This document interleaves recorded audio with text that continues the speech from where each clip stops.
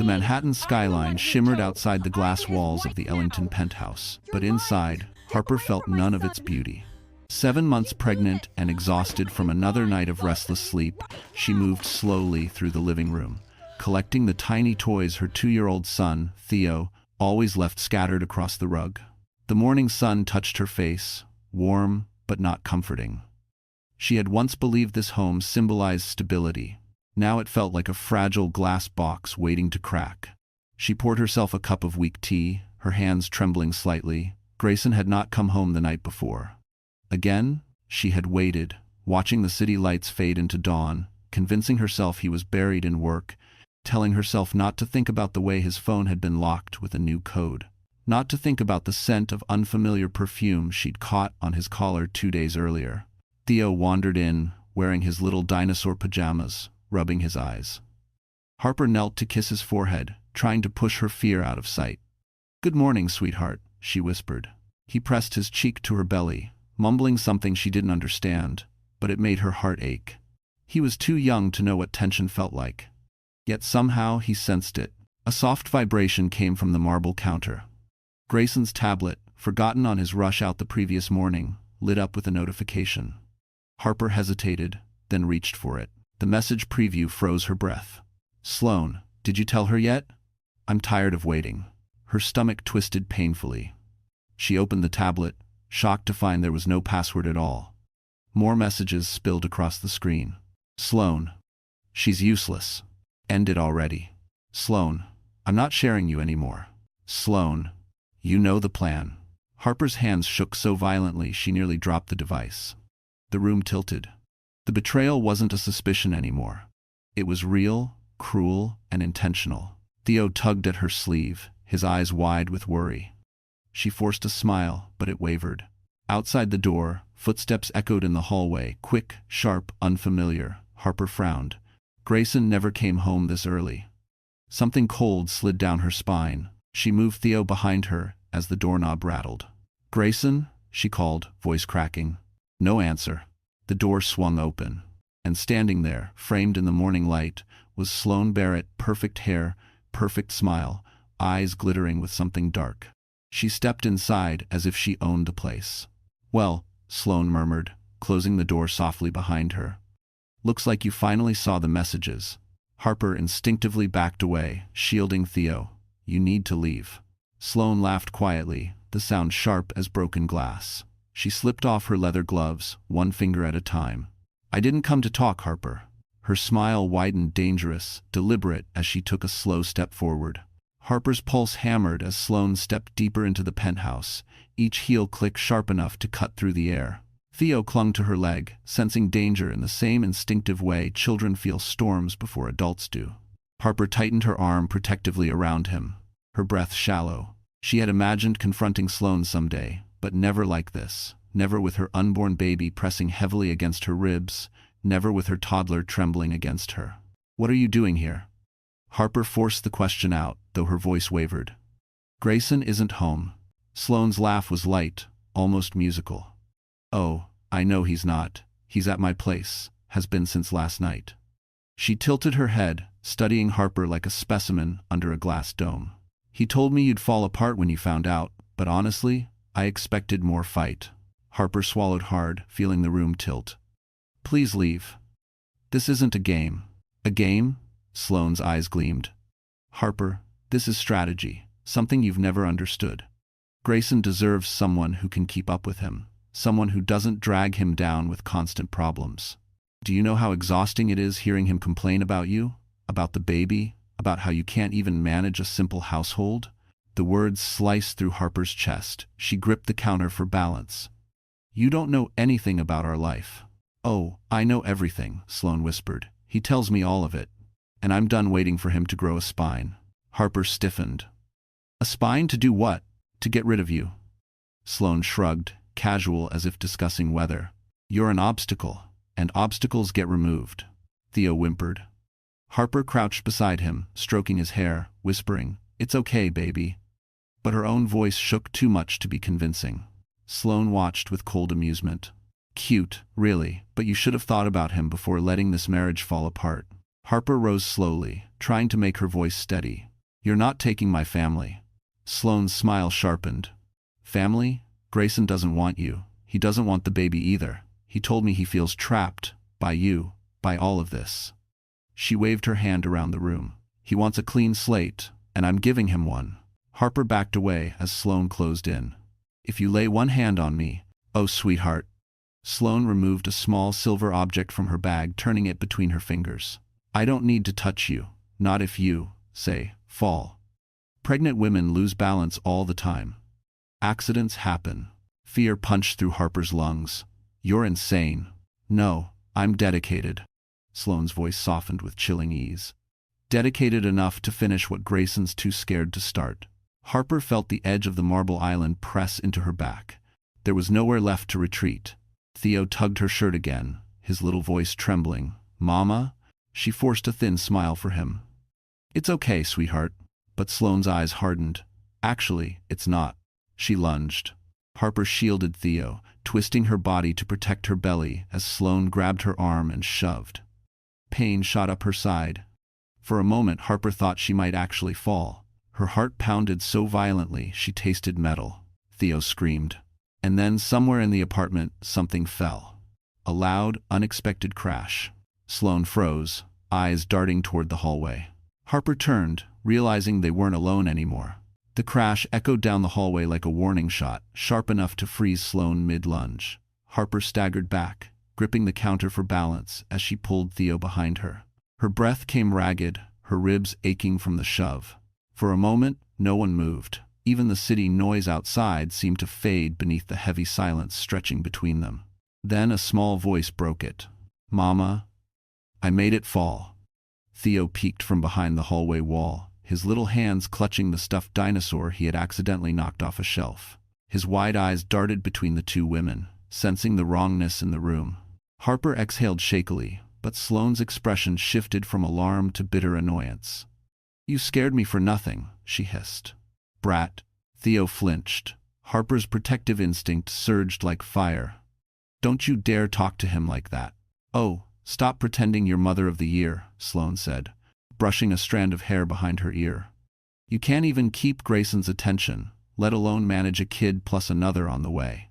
Harper's hands curled into fists. Sloane, just leave. Whatever you think you're accomplishing. I'm securing my future. Sloane stepped forward again, her tone sharp enough to slice through air. Grayson and I are meant to be. You were just a placeholder. Harper felt her throat tighten. You don't get to rewrite my marriage. Your marriage rewrote itself the moment he met me. Sloane smirked and slowly slipped her gloves back on. And once he sees how unstable you are, how you attacked me while pregnant, he'll have every reason to take full custody. Judges adore those stories. Harper stiffened. You wouldn't dare. I already have the scratches, Sloane said, lifting her wrist where faint red lines crisscrossed her skin. A little makeup remover later, and they'll look fresh. All I need is one frightened-sounding call to Grayson, a few tears, and suddenly you're the violent one. Terror surged through Harper. You planned this. Of course I did.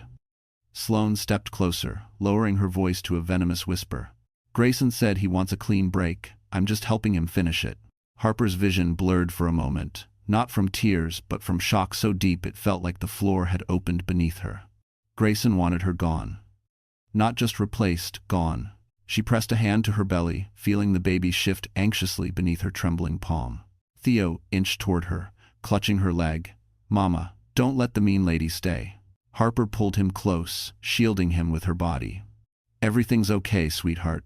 But nothing was okay. Sloane sighed dramatically. This was supposed to be faster. But fine, we'll do it the messy way. She reached into her bag. Harper's heart jumped painfully. What are you doing?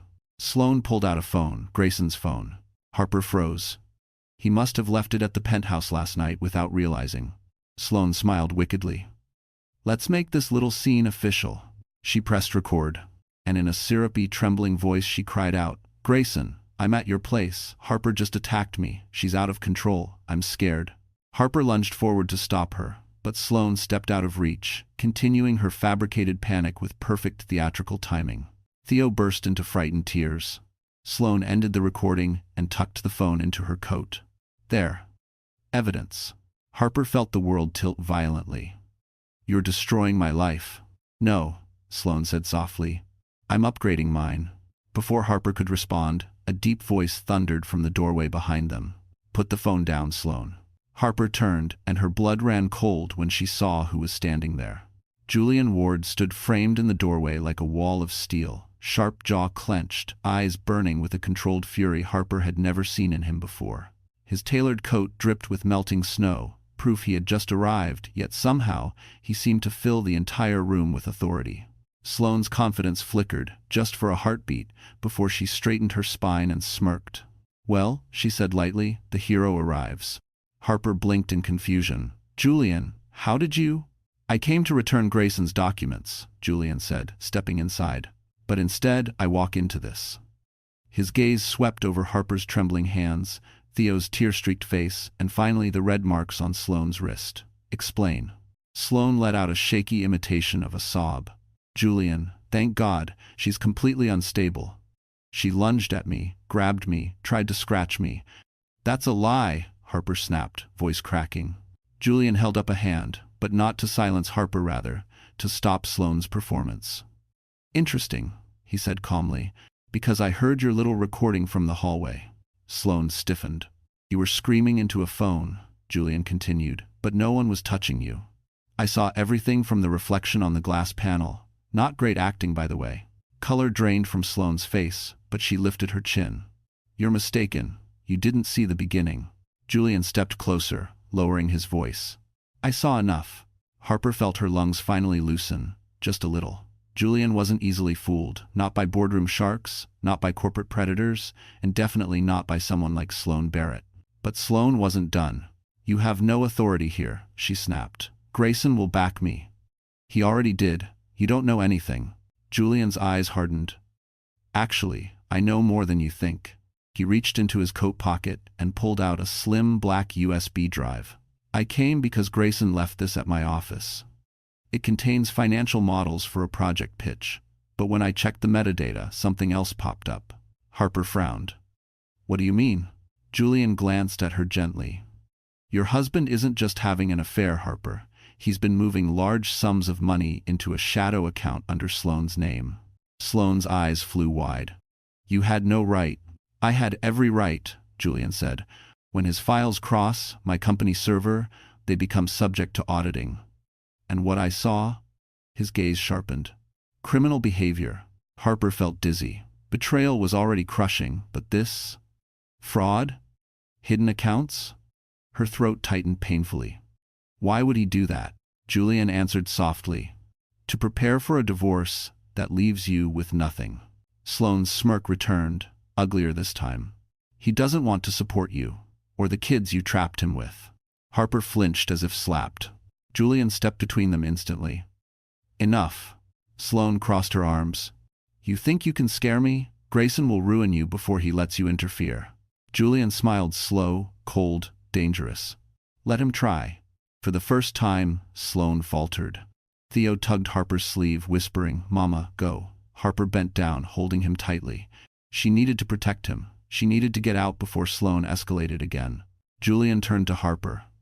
"I'm taking you and Theo somewhere safe." "No one is leaving," Sloane snapped, blocking the doorway. "Not until I finish what I started." Julian's expression darkened. "Move. Make me." And then suddenly, sharply, Grayson's ringtone echoed from Sloane's coat pocket. She froze. Julian's eyes narrowed. Harper realized Sloane hadn't just recorded a fake message, she had accidentally triggered an outgoing call. For a split second, no one breathed. The ringtone's sharp chime echoed off the marble floors, cutting through the tension like a blade. Sloane's eyes widened as the realization crashed over her. She didn't just record a fake message, she'd triggered an active call. And it was still connected. Julian reacted first. He strode forward, snatching the vibrating phone from Sloane's coat pocket before she could even blink. He turned the screen toward her, his expression cold enough to freeze stone. "Grayson's been listening this entire time." Sloane lunged for the phone, but Julian held it high, out of reach. From the speaker, Grayson's voice came through, faintly shaken, breathless, and unmistakably panicked. "Sloane, what the hell is going on over there?" Harper felt her knees weaken. She gripped the counter to stay upright, her pulse thundering. Theo wrapped his arms around her leg, burying his face against her. She could feel his tiny body trembling. Sloane straightened, forcing a breathy laugh. "Grayson, baby, I can explain."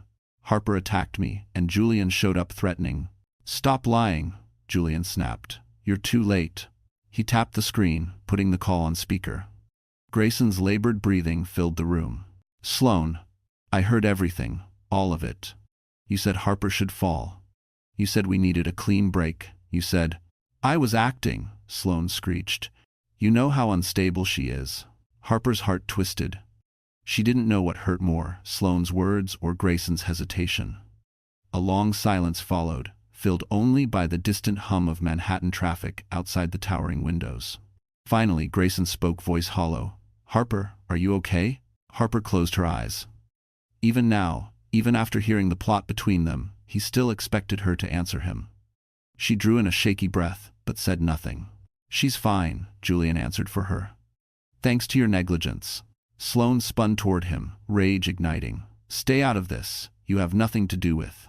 "Oh, he does," Grayson said suddenly, voice sharpening. "Julian, listen, I didn't mean for any of this to get out of control." Julian let out a short, humorless laugh. "You didn't mean to commit fraud either, but here we are." The silence that followed was suffocating. Sloane's head jerked toward Grayson's phone. "What is he talking about?" she demanded, but no one answered. Julian continued, "You two were sloppy. The money trail leads right to your shared account. And now, paired with this recording, it's enough to destroy both of you." Panic flickered across Sloane's face. Harper saw the exact moment she realized the walls were closing in. But instead of retreating, Sloane's desperation took a sharper, darker turn. She lunged toward Harper. Julian moved instantly, grabbing Sloane's arm mid-swing and yanking her back. "Don't you touch her!" Sloane screamed, thrashing. "Let go of me. She's ruining everything." Julian held firm. "You did that yourself." Theo cried harder at the chaos, and Harper scooped him into her arms, wincing as her ribs protested. She whispered soothing words even as fear twisted inside her. Then Grayson's voice cut through the noise again, shaky, furious, terrified. "I'm on my way. Don't let her leave." But Sloane only smiled, wild, reckless, chilling. "Oh, I'm not going anywhere," she hissed. "Not until Harper gets what she deserves." She twisted violently out of Julian's grip and reached into her coat. Harper's breath stopped. Because this time, Sloane wasn't pulling out a phone. She was pulling out something far, far worse. The moment Sloane's hand emerged from her coat, Harper's breath shattered. It wasn't a weapon, not in the traditional sense, but a heavy, metallic object glinting in the morning light. A sculpting tool. One Harper kept in her home studio.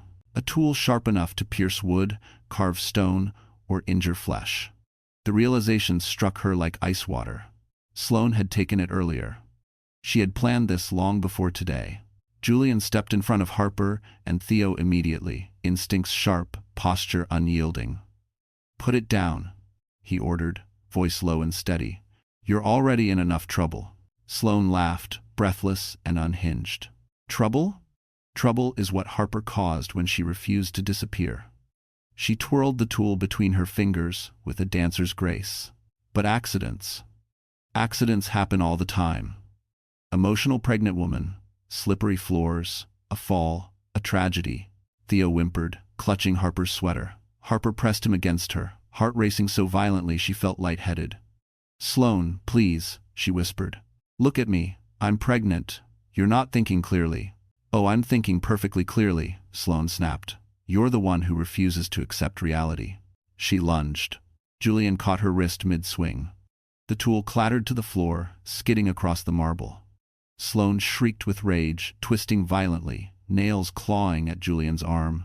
Harper backed away with Theo, terrified of slipping, terrified of falling, terrified of the pressure tightening beneath her ribs. "Stop," Harper begged. "Please stop." But Sloane only thrashed harder. "Get your hands off me. She's the problem. She's always been the problem." Julian held her firmly, voice strained. "You're going to calm down. Or what?" she hissed. "You'll save her instead of me? You always choose her." Julian blinked, confusion flickering. "I don't even know you." "Oh, but I know you," Sloane spat. "Grayson hates you. Says you always think you're better, always hovering around Harper. He can't stand you. Harper froze, stunned by the venom in Sloane's voice. Julian didn't flinch. He can't stand me because he knows I tell the truth. Before Sloane could respond, a sudden wave of pain shot through Harper's abdomen. She gasped, doubling over slightly, one hand flying to her stomach. Theo cried out as she squeezed his hand too tightly. Julian turned instantly.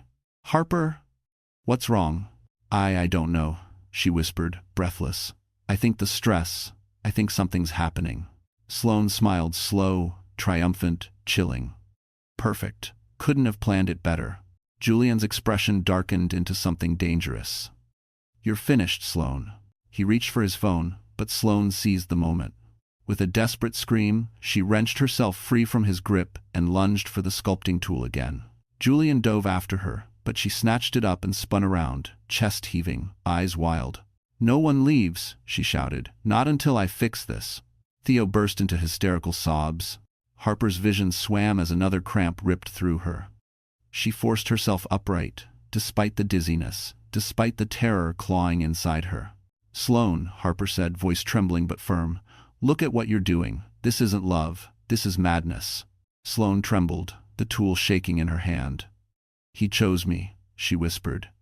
"He promised me everything." Julian moved slightly, positioning himself between Harper and the blade. "He used you, Sloane, just like he used everyone." Sloane's lips parted uncertain, wavering. But before she could speak, pounding erupted at the front door. A man's voice roared through the hallway. "Open the door, now." Harper's heart stopped. She recognized that voice. Grayson had arrived, and he wasn't alone. Grayson's fists pounded against the penthouse door again, shaking the frame so violently that even the windows trembled. "Harper, open this door right now." His voice wasn't just angry, it was frantic, desperate, the sound of a man who realized too late the disaster he had helped create. Julian stiffened. Harper froze mid-breath. Theo whimpered and clung tighter to her neck. Only Sloane reacted with twisted delight, her wild smile stretching as she clutched the sculpting tool like a prize. "He's here," she whispered. Finally. Julian stepped forward, blocking her view of Harper. "You're not going near her. This ends now." Sloane's gaze flickered with irritation. "You're in my way again. You always are." Before Julian could answer, Grayson's voice bellowed through the door. "Move away from Harper, Sloane. I mean it."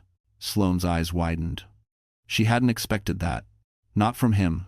Harper's pulse skittered. He knows," she whispered. Julian gave a curt nod.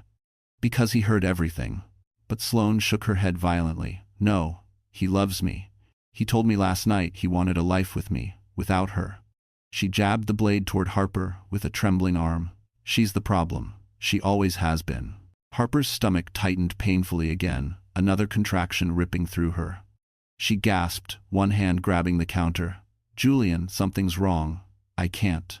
Julian turned instantly. "Sit down. Don't move. I'm calling an ambulance." But when he reached for his phone, Sloane lunged like a striking serpent, slashing the air between them. He jerked back, barely avoiding the blade. The sharp edge sliced his sleeve. "No one calls anyone," Sloane shrieked. "If Harper leaves, Grayson will never be mine. He'll go back to her, like pathetic men always do." Harper blinked through tears. "He treated you just like he treated me. Don't you see? He lied to both of us." Sloane's face twisted, cracking under the weight of truth she refused to accept. No, he didn't." "Yes, he did," Grayson roared from the hall. "Sloane, open this door." Her breath hitched, her grip faltered. Julian seized the moment. He rushed forward, grabbing her wrist. The tool clattered to the floor again. Sloane shrieked and clawed at him, but this time Julian held firm, pinning her arms to her sides. "Get away from me," she screamed. "Grayson, help me." Harper flinched at the desperation in Sloane's voice. It was no longer calculated. It was unraveling. She was losing control of the situation, of herself, of everything she thought she could manipulate. Julian shouted toward the hallway. "Grab the master key, now." Footsteps scrambled. A security guard's deep voice answered, "We're retrieving it." Sloane's panic snapped into fury. "Let go."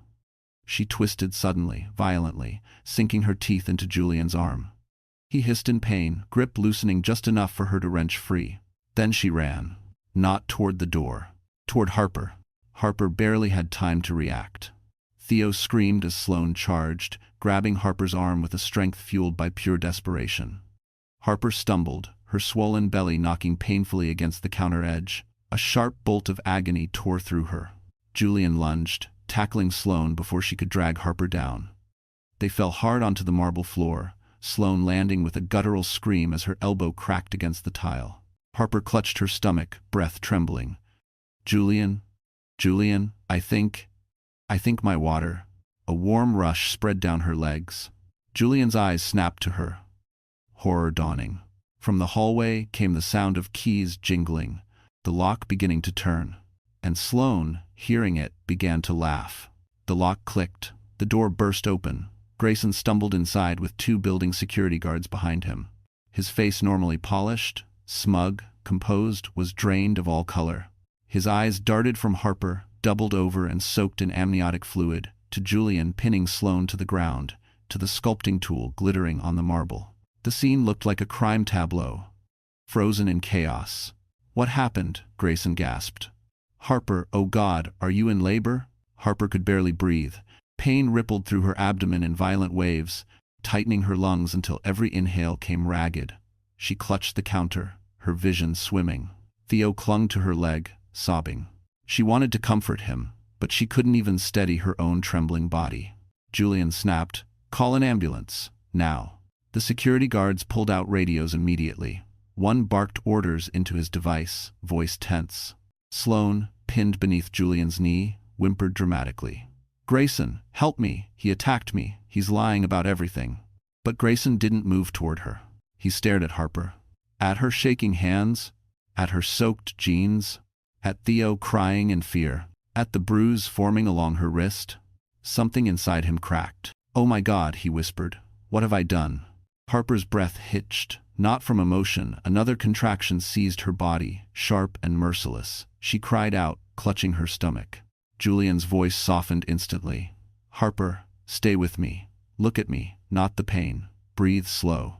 She tried, but panic clawed up her throat as her legs buckled. Julian caught her under the arms just before she collapsed. He guided her gently to the floor, lowering her onto a soft rug by the sofa, shielding her from the cold marble.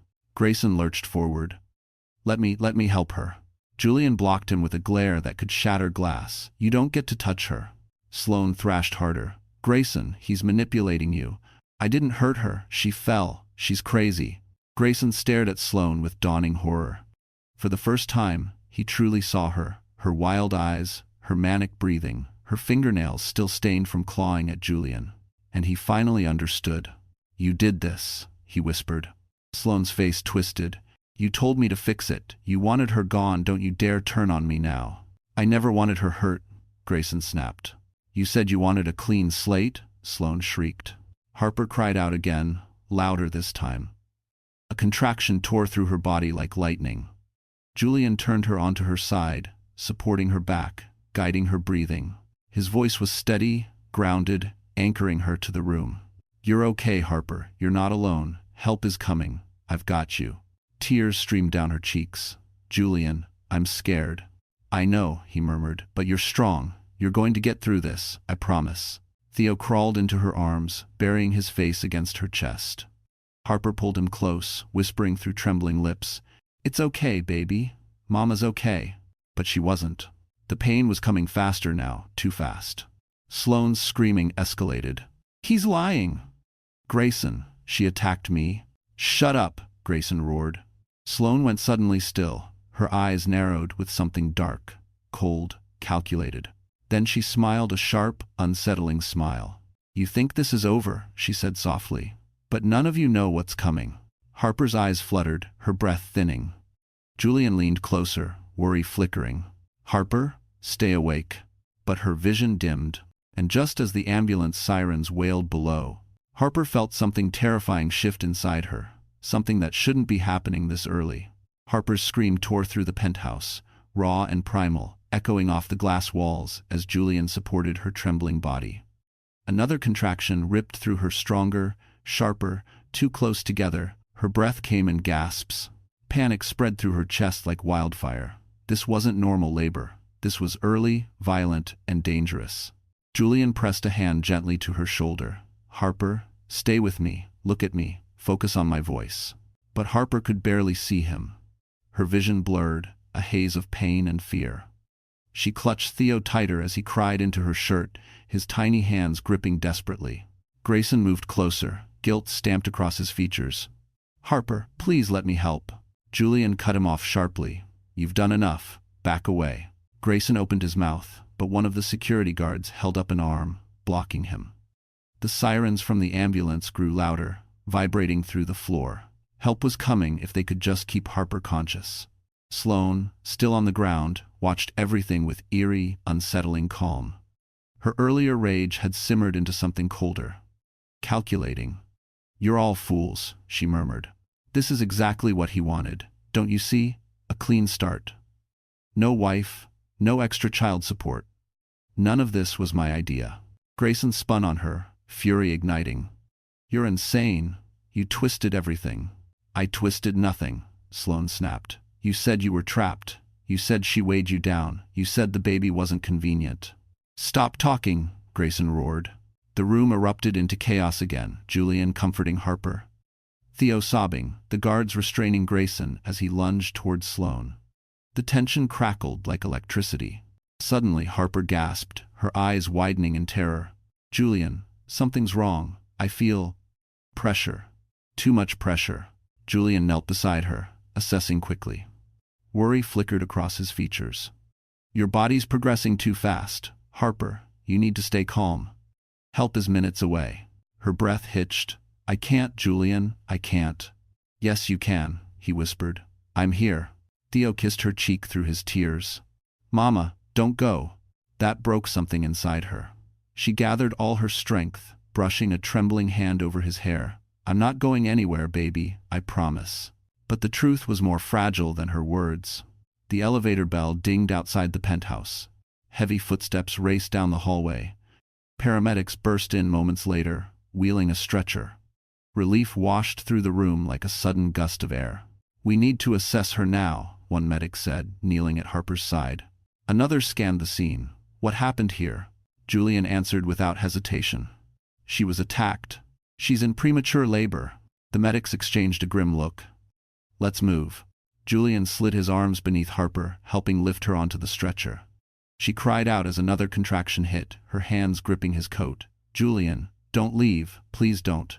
I'm right here, he whispered. I'm going with you. Grayson stepped forward. No, you can't, she's my wife. Julian's voice was ice. She asked for me. Harper nodded weakly, tears slipping down her cheeks. She didn't have the strength to look at Grayson, let alone speak to him. Not now, maybe not ever. Sloane's laugh suddenly sliced through the air, soft, trembling, but unmistakably sinister. Everyone turned toward her. She smiled up at them, blood on her lip, eyes blazing with sick satisfaction. You all think you've won, she whispered. But you don't know what Grayson and I started. You don't know what's already in motion. Julian stiffened. Grayson paled. The medics hesitated. Harper's breath caught in her throat. Because Sloane's next words changed everything. Sloane's voice slithered through the air, thin and poisonous. The paramedics froze mid-motion. Julian stiffened beside the stretcher, and Harper's pulse thudded so loudly she could hear it echo in her ears. Sloane's smile widened, cracked at the edges, something unhinged, simmering beneath it. You think this is just about jealousy? She whispered. You think this is only about Grayson cheating? You're all so blind. There's more. Much more. Grayson's face drained. Sloane, stop. But she shook her head slowly, savoring the attention like a venomous queen. No. It's time they knew. Harper needs to know exactly what she was married to.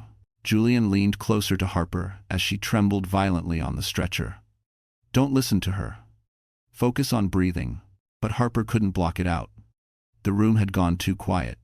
Even the medics paused, sensing they had stepped into something far heavier than a domestic dispute. Sloane licked blood from her lip, eyes glinting. Grayson didn't tell you about the investigation, did he? Grayson snapped. Enough! She laughed. There it is, the truth he's been choking on. She turned her gaze to Harper. Your loving husband committed fraud far beyond what Julian found. Millions are missing from the development accounts, money they traced back to your name. Harper's blood turned to ice. What? Julian's jaw clenched. She's lying. No, I'm not, Sloane said sweetly. Grayson moved the money into an account created with Harper's information. If anything happened to the company, guess who would take the fall? Harper felt the room tilt. He used my identity? Julian touched her shoulder gently. Harper, don't panic. We'll handle this, I promise. But panic was already shredding her breath. Her contractions grew sharper, closer, her body shaking uncontrollably. She gripped the stretcher rails. Theo cried harder, reaching for her, until a medic lifted him carefully into Harper's arms for one last moment before transport. Grayson stepped closer, voice cracking. Harper, listen to me. I never meant for this to go this far. I was going to fix it. I swear. Harper's tears spilled. You were going to let me take the blame. No. Grayson's voice broke. I panicked, Sloane pushed. Sloane scoffed. Don't blame me for your cowardice. A medic barked, we need to go. Now. Julian grabbed the stretcher to help wheel it out. But before they reached the door, Sloane's voice rang out one final time. Tell her, Grayson. Tell her the part you're most afraid of. Grayson froze. Everyone turned. Harper's breathing slowed in terror. What is she talking about? Sloane grinned. The audit team meets tomorrow. They already flagged the transfers. Harper's name is on every one. And she paused for dramatic effect. Your husband already told them she had been acting unstable, that she'd been stealing funds, that she might try something. No, Harper whispered, devastated. No, he wouldn't. Grayson shut his eyes, shame twisting his features. I didn't know what else to do. Julian stepped toward him, voice like thunder. You set her up to go to prison. Grayson shook his head frantically. I was going to undo it, I just needed time. You almost killed her, Julian roared. You let Sloane attack her while you planned to frame your pregnant wife as a criminal. The medics pushed the stretcher toward the elevator, urgency rising. But Harper's gaze locked on Julian's face, his fear, his fury, his unspoken promise that he would not let this be her end. Still, beneath the pain, beneath the contractions, beneath the betrayal ripping through her, Harper understood something chilling. If she didn't survive the delivery, if she didn't make it to the hospital in time, she would die labeled as a criminal. The elevator doors slammed shut, trapping Harper, Julian, Theo, and the two medics inside as the lift rushed downward. Harper's breathing hitched with every jolt, each contraction more punishing than the last. Sweat gathered along her hairline. Her fingers clutched the stretcher rails so tightly her knuckles turned white. Mama, don't cry, Theo whispered, his little voice shaking. Harper forced a trembling smile. I'm okay, baby. Mama's okay. She wasn't. She could feel her body pushing before help had even truly begun. Terror crawled up her spine. She wasn't ready. The baby wasn't ready. Julian bent over her, voice steady but eyes full of fear. Harper, keep breathing with me. In through the nose, slow. You're doing incredible. A medic examined her quickly. His brows snapped together. She's fully dilated. We won't make it to the hospital before delivery. Harper's heart dropped. No. No. Please. Not here. Theo started to cry again, burying his face in her arm. Julian reached for him gently. Buddy, I'll hold you. Let Mama breathe. Theo hesitated but allowed Julian to lift him.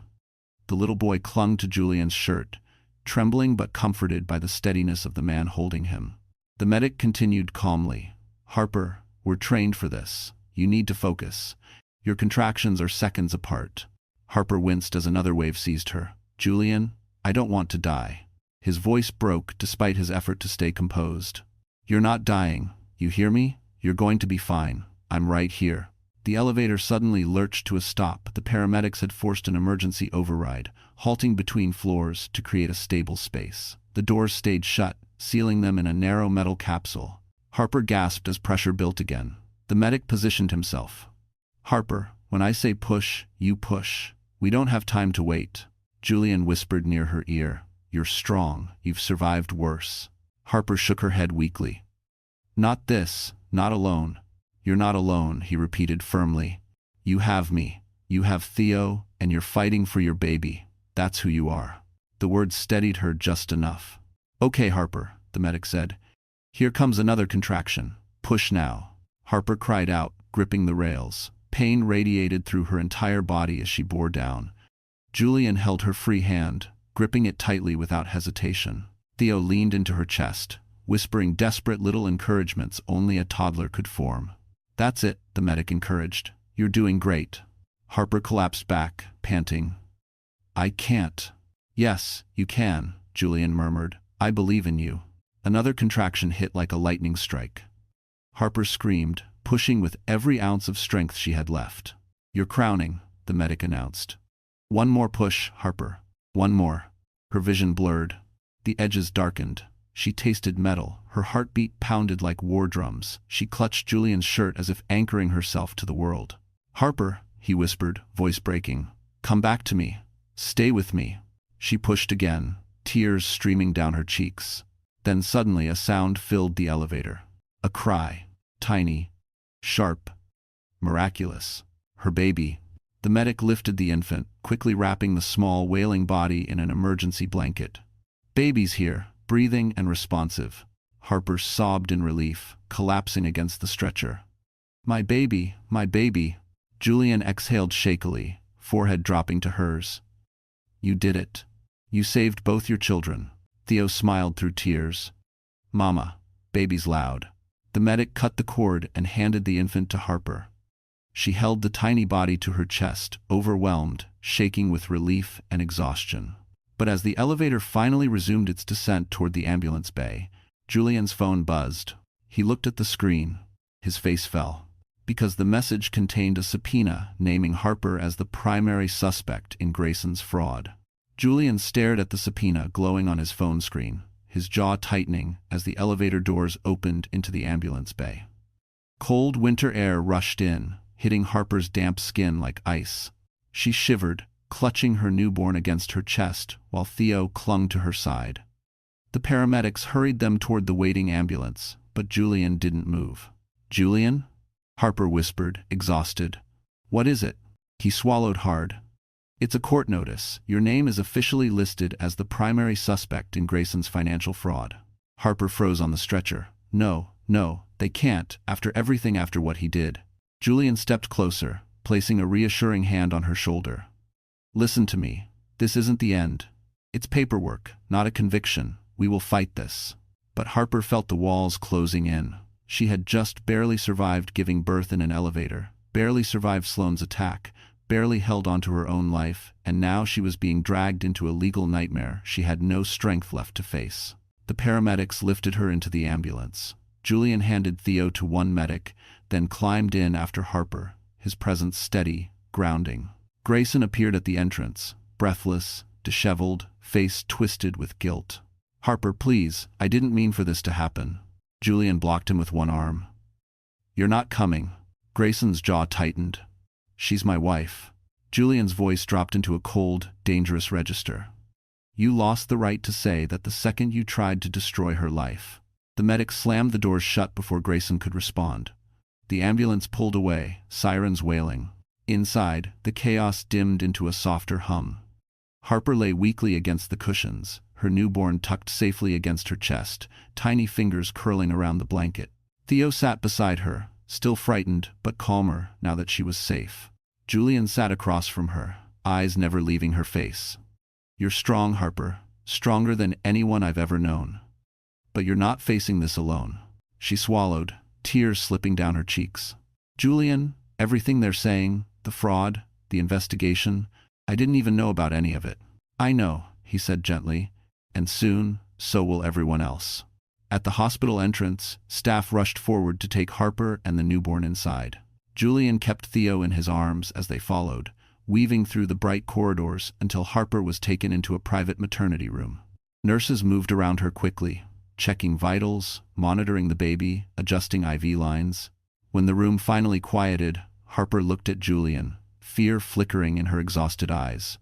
"What if I lose my children because of him?" Julian stepped closer, his expression fierce. "I won't let that happen." A knock sounded.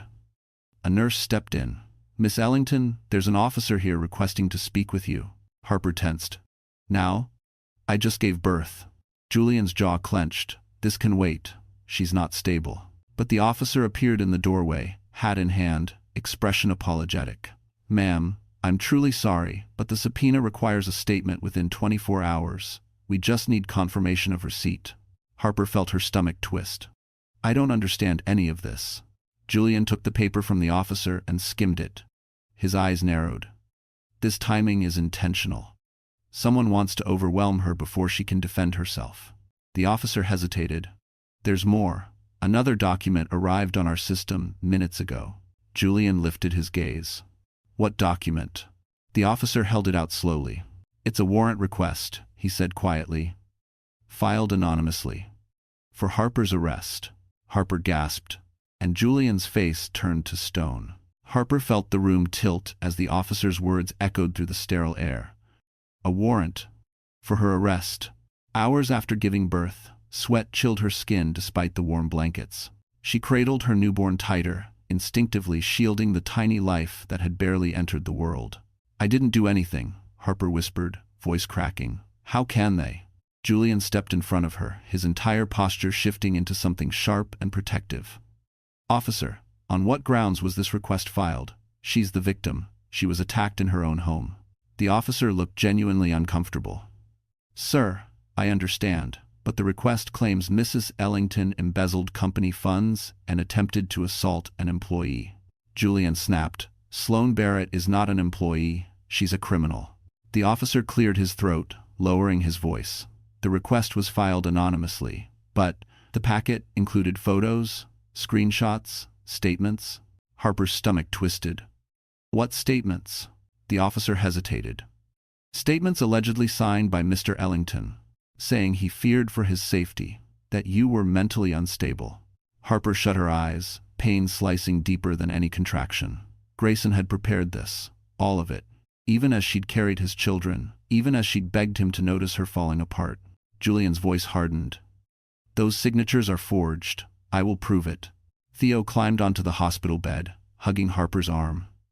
Mama, stay. Mama, no go. She stroked his cheek. I'm not going anywhere, sweetheart. But she wasn't sure that was true. A nurse peeked in nervously. Miss Ellington, we need to check your vitals again. Your blood pressure is dangerously high. I'm staying, Harper insisted. My babies need me. Julian turned to the officer. You cannot take her tonight. She's medically unstable. You'd risk 2 children's lives. The officer nodded. I agree. That's why the request hasn't been approved yet. The judge is reviewing it. What judge? Julian asked sharply. Judge Caro. Julian's expression darkened immediately. Caro owes Grayson favors. He'll sign anything that crosses his desk. Harper gasped softly. So I could be arrested? Tonight? We won't let that happen, Julian said, gripping her hand. I'll bring my attorneys right now. You are not spending 1 second in a jail cell. Suddenly, the door burst open. Grayson. He stood frozen, eyes bloodshot, hair disheveled, breathing hard as if he had run through the entire hospital. His gaze locked on Harper, cradling the newborn. Harper. His voice cracked. Is the baby okay? Julian stepped between them instantly. You're not welcome here. Grayson swallowed hard, ignoring him. I heard the warrant rumor. Harper, I swear I didn't file it. I didn't know Sloane. Save it, Harper whispered, exhausted. You already destroyed us. He flinched. Harper, please, let me explain. Julian barked. Explain the forged signatures, the offshore account, the plan to blame your wife for your crimes? Grayson's face paled. I was going to fix it. I never meant. You never meant to get caught, Julian growled. Harper couldn't bear to hear another lie. Julian, she whispered, please take him out. Julian nodded and turned to the officer. Remove him. But Grayson abruptly dropped to his knees at the foot of the bed, tears finally spilling down his cheeks. Harper, I swear on my life I didn't send anything today. Someone else is pushing this. Julian scoffed. Sloane is in custody. No, Grayson said shakily. Sloane wasn't the only one involved. The room went still. Harper's breath trembled. What do you mean? Grayson wiped his face, voice breaking. There's someone else helping her. Someone inside the company. Someone who hates you more than Sloane ever did. Julian's jaw clenched. Who? Grayson looked up, defeated. Your sister, he whispered. The room fell into a suffocating quiet. Harper stared at Grayson, disbelief hollowing her chest. My sister? The words tasted foreign, impossible. I don't have any relationship with her. She cut ties years ago. Grayson rubbed his face, shoulders shaking. And she never forgave you. Julian stepped closer, eyes narrowed. Explain, now. Grayson swallowed hard. When the audit team first raised concerns, I panicked. I told Sloane. She said she knew someone who could handle problems. Someone who knew Harper better than anyone. He hesitated. I didn't know who she meant until I saw the emails. Harper's breath thinned. What emails? The ones coordinating how to frame you. Grayson's voice trembled. The ones signed under another name, but written in your sister's style. Same typos, same phrases. Julian's expression darkened. What's her name? Grayson hesitated, then whispered. Charlotte. Harper closed her eyes as a memory pierced through Charlotte, slamming the door years ago after accusing Harper of stealing their parents' attention, their opportunities, their future. A bitter grudge born from childhood wounds. A jealousy that never healed. Julian's hand tightened around the bedrail. Charlotte Barrett? Harper gasped. Barrett? Sloane Barrett? Grayson nodded miserably. Half-sisters. Same father, different mothers. They hid it well. The revelation struck like a lightning bolt. Suddenly, everything snapped into place. The precision of the setup, the timing, the forged documents, the calculated cruelty. This wasn't random. This was personal. Harper whispered. She wants my life destroyed because she feels I stole hers. Julian set Theo gently beside her, then stood straighter, colder. We're ending this. Tonight. A nurse hurried in, startled by the tension. Miss Ellington, please try to relax. Your vitals are still unstable. Harper nodded weakly, though her pulse continued to race. Grayson reached for the bassinet, but Julian caught his wrist. Don't even think about touching that child. I'm his father, Grayson whispered. Julian's voice dropped, hard and razor-sharp. You forfeited that right the moment you endangered him. Before Grayson could argue, an officer returned to the doorway holding a tablet. We just received the full affidavit linked to the warrant request. Julian snapped. Let me see it. The officer handed him the device. Julian scrolled slowly, his face turning grim. There are statements here from multiple employees. Reports claiming Harper accessed restricted financial accounts. Emails supposedly written by her. Harper shook her head violently. I didn't write anything. I know, Julian said, eyes blazing. Charlotte did. She used my identity, Harper whispered. Just like she used me all those years ago. The officer cleared his throat. There's another issue. Someone called the audit team tonight claiming Harper attempted to flee the penthouse after knowing she was under investigation. Harper blinked through tears. I was being attacked. I went into labor. The officer nodded sympathetically. We'll document that. But the person who called identified themselves as a family member. Grayson sank into a chair, defeated. Charlotte. She wants Harper locked away before the truth comes out. Julian looked to the officer. Can you delay the warrant? We can't issue it as long as she's medically unstable, the officer said. But once she recovers, if we don't have contrary evidence. Julian clenched his jaw. We'll have it. Harper wiped her cheeks. Why would she hate me enough to do this? Julian answered softly. Because hurting you was easier than healing herself.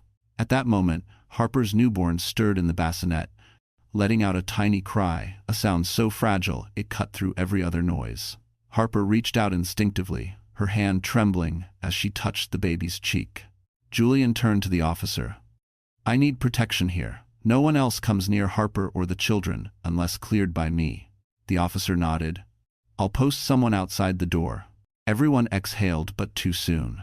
Because down the hallway, a woman's voice asked the receptionist, calm and confident. Hello. I'm here to see Harper Ellington. I'm her sister. Julian's head snapped toward the door as the footsteps grew closer. Julian spun toward the doorway just as the footsteps approached, sharp and confident, echoing down the polished hospital floor. Harper tensed instantly, instinctively pulling the newborn closer to her chest. Theo scrambled onto the bed beside her, eyes wide with fear he didn't fully understand. The officer stationed outside stepped forward, raising a hand.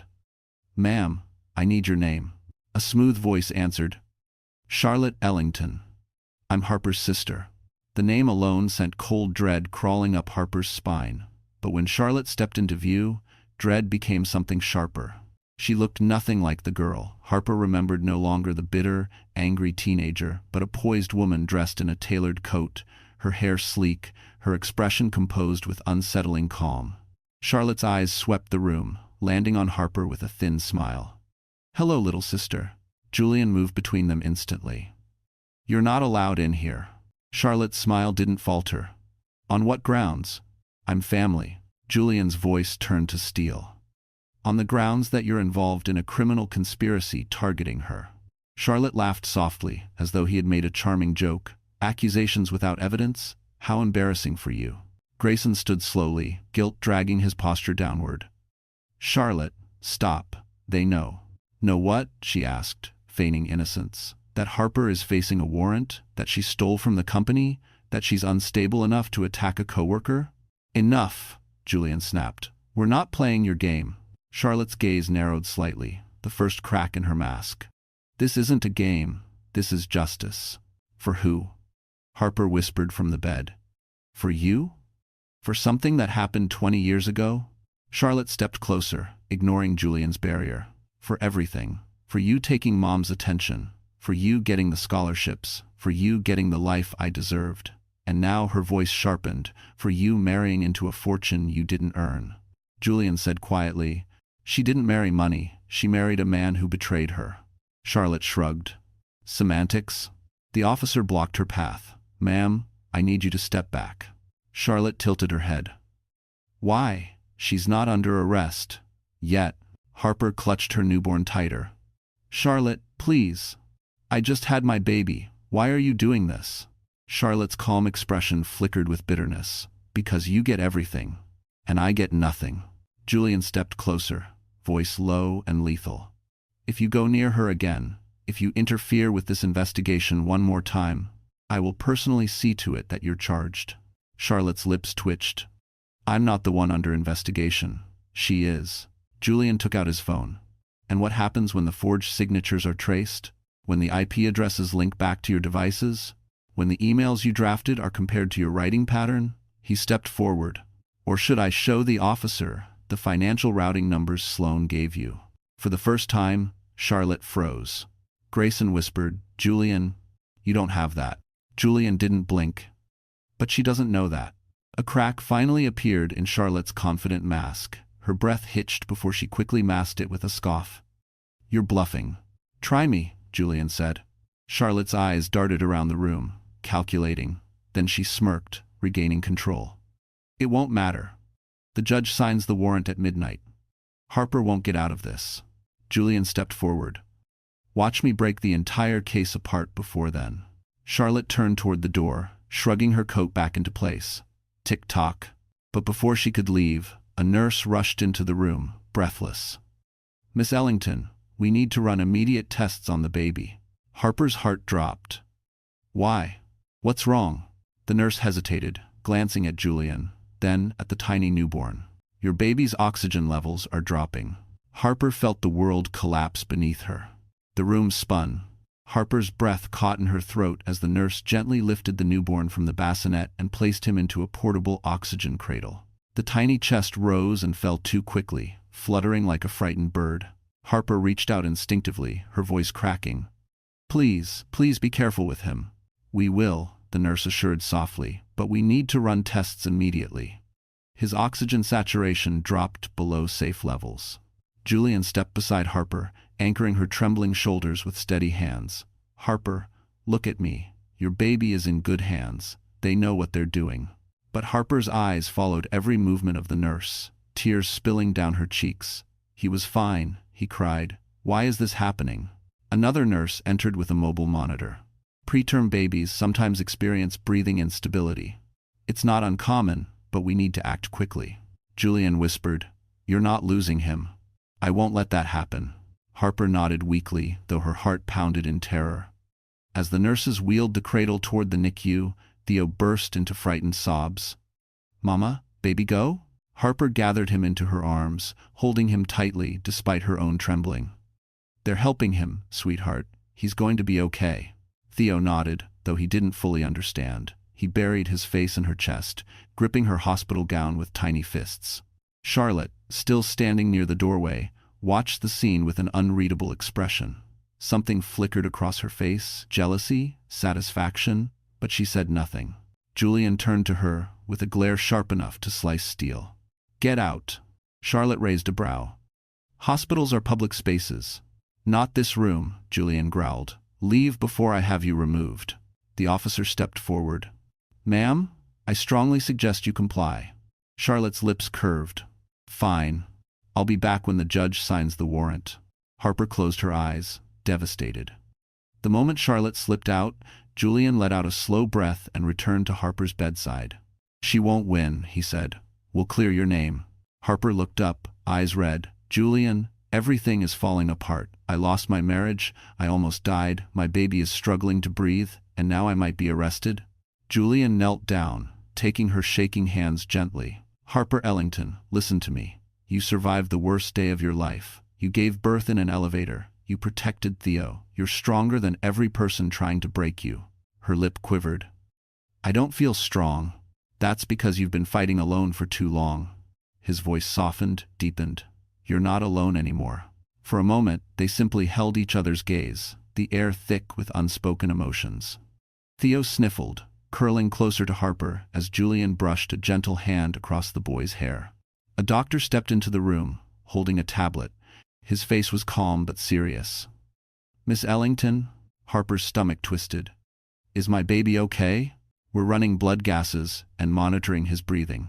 Right now he's stable, but we need to watch him closely." Harper let out a shaky breath. "Thank you." The doctor gave a sympathetic nod. "In the meantime, I need to ask a few questions about your medical history." Julian stood. "She just went through premature labor and significant emotional trauma. Can this wait?" "I'm afraid not," the doctor said gently. "There's something unusual in the baby's blood work we need to clarify." Harper's heart pounded. "Unusual? What does that mean?" The doctor hesitated. "We'll know more soon, but first we need to confirm paternity. It's standard when certain markers appear." Harper blinked, stunned. "Paternity?" "Of course Grayson is." But the doctor shook his head. "There are inconsistencies, genetic ones." Julian turned slowly, eyes narrowing. Grayson, still lingering near the doorway, went rigid. The doctor continued, "Miss Ellington, based on preliminary markers, your newborn might not be biologically related to your husband." Harper felt the floor fall away, and Grayson's expression twisted into something dark and dangerous. For a long, breathless moment, no one in the room moved. Harper's heartbeat thudded in her ears, drowning out every other sound. "Not biologically related?" she whispered. "That's impossible." The doctor kept his tone calm. "I'm not saying it's definitive, just that some markers don't match with the listed father. It could be an anomaly, a lab mix-up." But Grayson cut in with a brittle, cracking voice. "Or she cheated." Julian spun toward him, fury igniting. "You will not accuse her of anything." Grayson ignored him, eyes locked on Harper with a mix of betrayal and panic. "Is that why you've been so distant?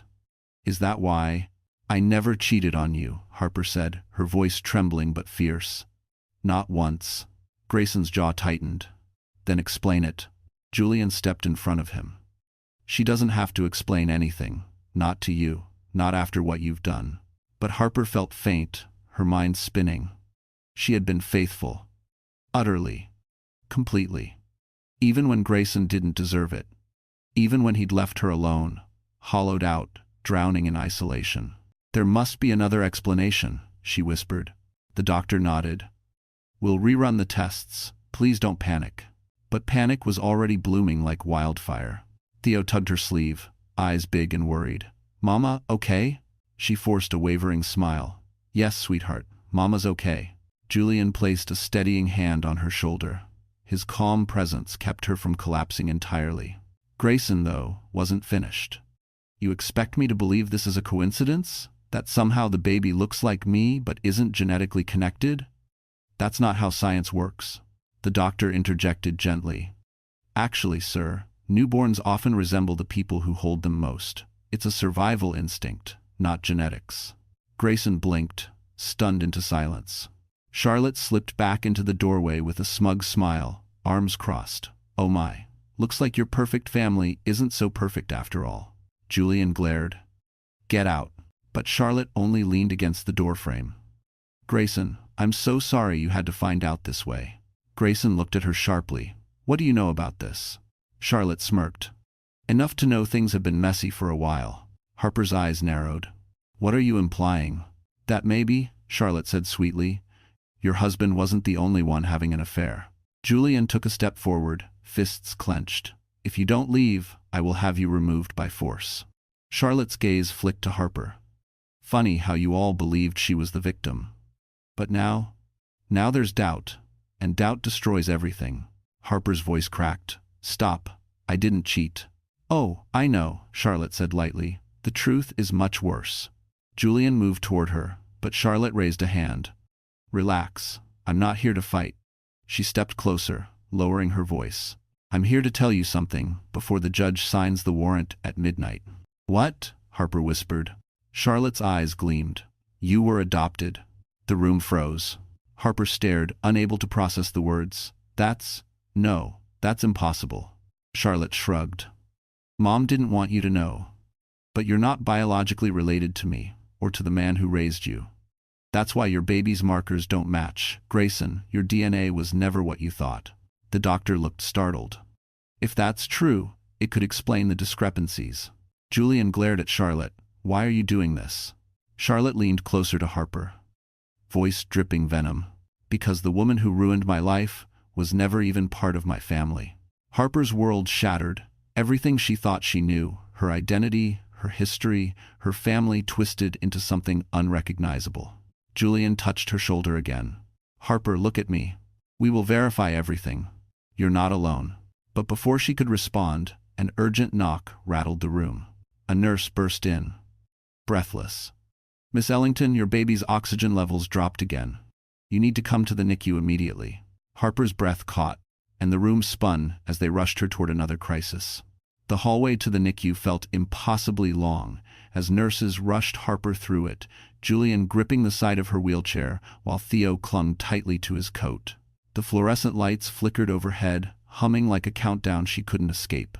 Her newborn, tiny, fragile, fighting for every breath, was somewhere ahead of her in a room full of machines she wasn't ready to face. Please, Harper whispered, her voice hoarse. Please let him be okay. Julian leaned close. He's strong. Like you. Don't lose hope now. But hope felt like a fragile thread slipping through her trembling fingers. When they entered the NICU, Harper's breath caught at the sight. Her baby lay in an incubator, wires attached to his tiny chest, monitors tracking his every heartbeat. His skin looked pale beneath the soft lights, and each breath seemed too shallow, too quick. A neonatologist approached gently. Miss Ellington, your son is experiencing respiratory distress. We've adjusted his oxygen support, but he needs close monitoring. Tears blurred Harper's vision. Is he in danger? We're doing everything possible, the doctor said softly. Right now, what he needs most is stability, minimal stress, consistent oxygen, and your presence. Harper pressed a trembling hand to the glass of the incubator. I'm right here, baby. Mama's right here.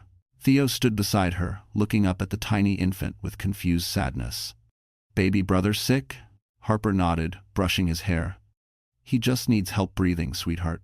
Julian rested a steady hand on Theo's shoulder. He's fighting hard.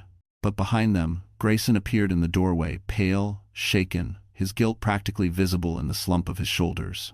Charlotte lingered behind him, arms crossed, watching everything with quiet satisfaction. Julian's jaw immediately tightened. Leave, both of you.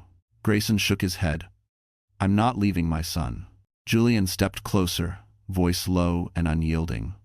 You forfeited that claim the moment you tried to ruin his mother's life. Charlotte scoffed. Oh, please. Grayson made mistakes, but Harper isn't innocent either. Harper turned slowly, eyes burning. I didn't cheat. I didn't steal. I didn't lie. You two did all of that. Charlotte tilted her head. Truth is relative. Julian exhaled sharply. No. Evidence is not. The neonatologist stepped between the groups. We cannot have shouting in the NICU. If you raise your voices, you will be escorted out. Charlotte's eyes gleamed. Maybe Harper should be escorted out first. After all, she's under investigation. Julian snapped. She's a mother visiting her newborn. touch her and you'll regret it." Charlotte smirked. "You can't intimidate me." Julian smiled, a cold, dangerous smile Charlotte had never seen before. "I don't need to intimidate you. I need 15 minutes. 14, Charlotte corrected smugly. "That's when the judge signs the warrant." But Julian didn't turn toward her. Instead, he turned toward Grayson. "Tell her," Julian ordered. "Tell her what you told me in the hallway." Grayson blanched. "Julian, don't." Harper's eyes sharpened. "Tell me what?" Julian stepped closer to Grayson. "Tell her who forged the paternity documents last week. Tell her why Charlotte was so confident today." Charlotte paled slightly. Harper whispered, "What documents?" Grayson squeezed his eyes shut. "Charlotte switched the DNA sample." Harper gasped. "The test wasn't real," Julian explained. "Your baby's genetics didn't match Grayson because Charlotte made sure they wouldn't. She tampered with the sample and filed a fake preliminary report."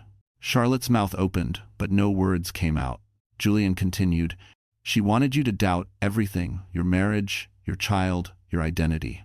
Harper clutched the incubator edge, dizzy with shock. "Why? Why would you do that to me?" Charlotte's jaw clenched. "Because you always get chosen. I'm done being the one left behind." But before Harper could respond, the neonatologist rushed forward, eyes wide. "Miss Ellington, your baby's oxygen levels just dropped again. We need to intubate now." Harper's heart stopped, and alarms began screaming through the NICU. Alarms shrieked through the NICU as nurses closed in around the incubator, their movements quick, precise, urgent. Harper felt her heart collapse in on itself as she watched her newborn's tiny chest struggle for air. Tubes, wires, masked faces, everything blurred into a haze of panic. "No, no, please," she cried, reaching forward before Julian gently caught her arm. "Harper, let them work," he murmured, though his own voice trembled. "They're trying to save him." Theo clung to Harper's gown, terrified by the noise. "Mama, baby scared?" Harper gathered him with one arm, her other hand pressed to the incubator glass. "He's fighting, sweetheart. He's trying so hard." The neonatologist barked orders. "Increase oxygen flow. Prepare the ventilator. Heart rate is unstable." Charlotte stood frozen, pale for the first time that night. Even she seemed shaken by the chaos she'd helped set in motion. Grayson backed into the wall, covering his mouth as tears filled his eyes. "What have I done? My God, what have I done?" Julian didn't look at him. His entire focus remained on Harper, steadying her as her knees gave out. "Breathe, Harper. Your son needs you strong." The neonatologist turned suddenly. "We need the mother outside the room. She's in distress. Someone escort her now." Harper shook her head rapidly. "No, I stay with him." A nurse placed a gentle hand on her shoulder. "Miss Ellington, please, if you faint, we'll have 2 emergencies." Julian knelt in front of her. "Harper, I will stay right here at the window. I won't let him out of my sight." Theo grabbed Julian's sleeve, pleading. "Help, baby." Julian kissed the top of his head. "I will, buddy. I promise." Harper finally let the nurse guide her out to the viewing corridor. Her legs barely supported her. She pressed both palms to the glass, watching helplessly as doctors worked to save the tiny life she had fought so fiercely to bring into the world.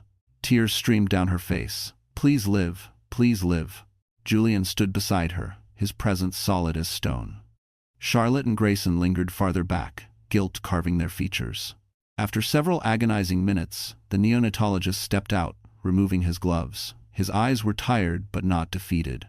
"We've stabilized him," he said. "He's intubated and responding to the ventilator, but the next 24 hours are critical." Harper nearly collapsed in relief. Julian caught her before she fell. "Thank you," she whispered, voice breaking. The doctor nodded. "Stay close. He'll need you." As he returned inside, Harper turned slowly toward Grayson and Charlotte. The weight of everything, betrayal, fear, near loss, hit her all at once. "You did this," Harper whispered. "Both of you. Everything that happened today, everything he suffered, is because of your lies." Grayson let out a sob. "Harper, I swear, I didn't mean for any of this." Julian stepped forward sharply. "Save it. You're going to the police tomorrow. You're telling them everything about the fraud, the forged signatures, the scheme Charlotte and Sloane built. Every piece of it." Charlotte scoffed weakly. "You think a confession will magically save her?" Julian turned to her, eyes cold. "No, but it will destroy you." Charlotte opened her mouth to respond, but a voice behind them interrupted. "Mr. Ward?" A hospital security supervisor approached, holding a clipboard. "We've just received notification. Judge Caro reviewed the warrant request early." Julian stiffened. Harper's breath caught. The supervisor continued. "He approved it." Harper's knees buckled. "No," she whispered. "Not now. Not after everything." Julian grabbed her, fury igniting behind his eyes. The supervisor cleared his throat quietly. "The arrest warrant for Harper Ellington is active." Harper stared at him, shattered, and the officer stepped forward to place her under protective custody. Harper froze as the officer stepped forward, but Julian immediately positioned himself between them, his protective stance sharp and unyielding. "She just gave birth. Her newborn is fighting for his life. You are not taking her anywhere." The officer raised his hands gently. "Mr. Ward, this is protective custody, not a physical arrest. We're required to keep her accessible for questioning due to the warrant." Julian cut him off. "She is not leaving this hospital room." Harper clutched Theo against her leg, her heart pounding. "Please, my baby needs me. I can't go anywhere." The officer hesitated. "She can remain in the hospital, but we must place a guard at the door." Julian nodded sharply. "Fine, guard the door, but she stays with her children." Harper exhaled shakily, her knees nearly buckling in relief. Still, the weight of the warrant pressed down on her chest like stone. "Julian, what if I lose them? What if the court takes Theo and the baby because of all this?" Julian knelt before her, taking her hands with unwavering certainty. "Harper, listen to me. I won't let that happen. You will walk out of this hospital cleared of every lie. I swear it." Behind them, Charlotte snorted. Bold promise for a man with no authority. Julian stood slowly, eyes locked on her with ice-cold focus. "Authority? I don't need authority." He pulled out his phone. "I need proof." He tapped a file audio. Charlotte paled. It was her voice. Coaching Sloan. Coordinating forged documents. Celebrating ruining Harper. Grayson staggered backward, horrified. You recorded yourself?" Julian's jaw flexed. "No, she recorded it. She just didn't know her burner phone was syncing to the office server she hacked." Charlotte's face drained of color. "You're lying." Julian hit play. Her voice filled the room. Clear, cold, incriminating. Charlotte lunged for the phone, but the officer intercepted her. In seconds, she was handcuffed, struggling against the restraints. "Let go of me. You can't do this. I'm the victim. You're under arrest for fraud, identity manipulation, and conspiracy," the officer said flatly. "And your confession just cleared Miss Ellington." Harper covered her mouth, sobbing not from fear this time, but from relief, so overwhelming it shook every part of her. Grayson collapsed into a chair, face buried in his hands. "Harper, I'm so sorry. I ruined everything. Please, forgive me." Harper looked at him, not with anger, not with longing, but with a final, quiet certainty. "No, Grayson, you ruined yourself. I'm done carrying the weight of your choices." Grayson broke down, security guiding him out for questioning. He didn't fight it. Julian turned back to Harper, softening. "It's over. You're free." The neonatologist stepped into the hall. "Miss Ellington, your baby's oxygen levels are improving. He's stabilizing well." Harper's legs gave out, and Julian caught her carefully, holding her as she cried into his shoulder. "He's okay," she whispered. "My baby's going to live." Julian brushed a tear from her cheek. "Both your children are safe now." When they entered the NICU again, Harper placed her hand over the incubator, tears glowing in the soft light. Theo pressed his little hand beside hers. Julian stood behind them, watching her as if seeing her for the first time, not as a broken woman, but as a survivor, a mother, a force. Harper looked up at him, voice trembling. "Julian, thank you. For everything." He took her hand gently. "Harper, I meant what I said. You're not alone anymore. And if you'll let me," his voice grew softer, "I'd like to build a life with you. A real one. One you deserve." Harper felt warmth rise through her chest, hope, fragile but true. "Julian? Yes, I want that." Theo looked up at them sleepily.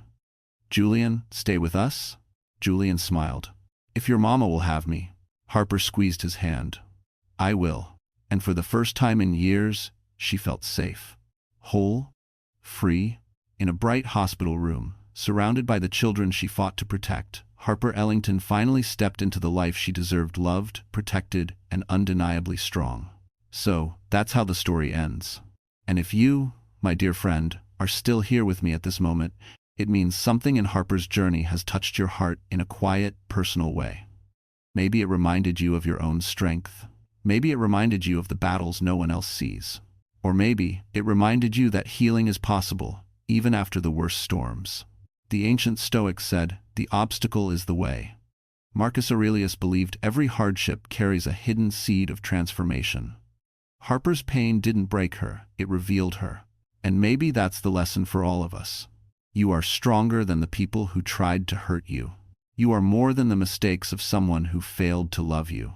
And you are never defined by the worst thing that happened to you. If this story moved you, if even one moment made you pause, breathe, or feel something real, then do me a small kindness. Like this video, share it with someone who needs hope, and subscribe to our channel so we can keep walking through these powerful stories together. You're not alone, my friend. And your comeback? It's only just beginning.